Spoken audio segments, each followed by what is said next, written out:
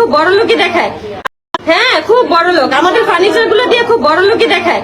আমার বাসা, আমার মায়ের বাসা, তার মায়ের বাসা একদম দেখায়। আমাদের ফার্নিচার দিয়ে আসে, তার মায়ের বাসা দেখায়। আমি যখন আমার আইডিতে যে পোস্টটা করছিলাম হাতকে নিয়ে, সেখানে উল্লেখ করছিলাম যে তিশার মায়ের 5 লাখ টাকা চুরি কিনে দেওয়া হয়েছে, আর তো আমার বাবার 1 লাখ টাকা দেওয়া হয়েছে। তিশার মা আমাকে ফোন দিয়ে বলে যে ওইখানে যে তোর শ্বশুরকে 3 লাখ টাকার মার্কেট করে দেওয়া হয়েছে, সেটা কেন লেখা হয়েছিল? সেটা লেখ।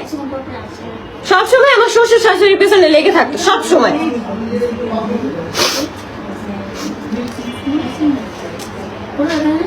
তারপর আবার মানুষ খারাপ কমেন্ট করে দেখে মামলা দিতে গেছে, সেই ভিডিও করে ছাড়ছে, মানুষকে বুঝায়। মানুষ এতই বলে, মানুষ না জানে না একদম বলে, মানুষ না জানে মানে এত কিছুই বলতে পারে না।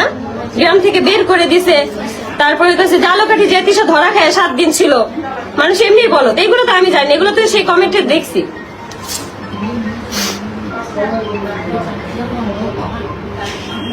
তিশার মা লুবি, তোমাদের আগে ফার্নিচার টাকা ছাড়া নিয়ে গেছে, সব আমাদের সামনে বলতো যে টাকা দিবে টাকা দিব, আজও পর্যন্ত টাকা দেওয়ার কোনো নামগন্ধ নাই।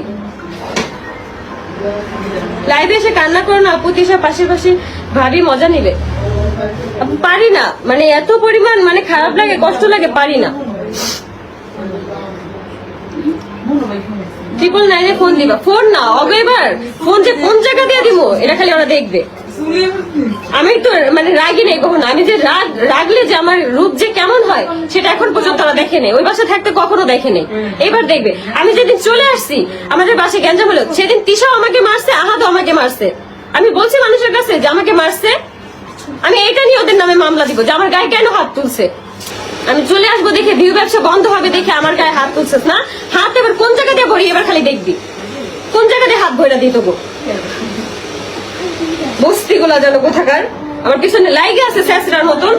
আমি এখন উপরে ওঠা দেখতে পারতেছে না, আমি আমার ছেলেটাকে নিয়ে ভালো আছি সেটা দেখতে পারতেছে না, জানো আর বলা।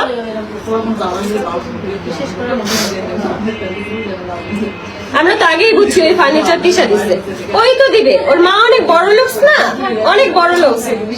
মানুষের আমাদের সবকিছু নিয়ে নিয়ে চলতে হইতো, খাইতে হইতো, পড়তে হইতো, ভিডিও বানায়, লজ্জাও করে না। কমেন্ট বক্সে ঢুকা যায় না ওদের, এক একজনের কমেন্ট বক্সে কোনো লজ্জা নাই, কোনো অনুতপ্ত নাই নিজেদের।